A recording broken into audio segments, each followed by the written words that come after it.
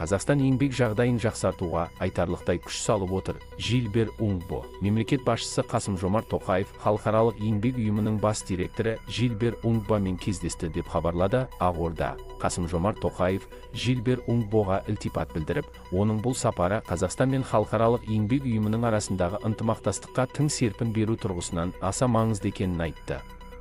Президент халықаралық еңбек ұйымының әлеуметтік әділдік қағидаттарын жаһандық ауқымда дамытудағы рөліне тоқталды. Біз әділетті Қазақстанды құрып жатырмыз. Бұл тұжырымдама сіздердің әлеуметтік әділдік бастамаларыңызбен үндес.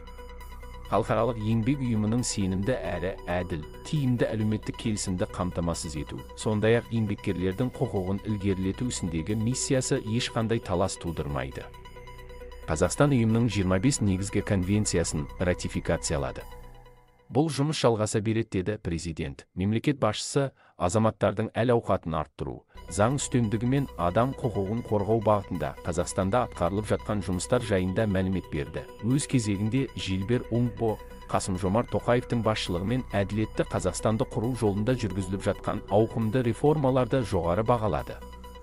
Бұдан бөлек президентке үкімет мүшелерімен нәтижелі кездесулер өткенін және халықаралық еңбек ұйымының мақсат міндеттерін ілгерілету мәселесінде Қазақстанның аймақта көшбасшы екенін атап өтті. Сіздің еліңіз әлеуметтік еңбек жағдайын жақсартуға айтарлықтай күш салып отыр.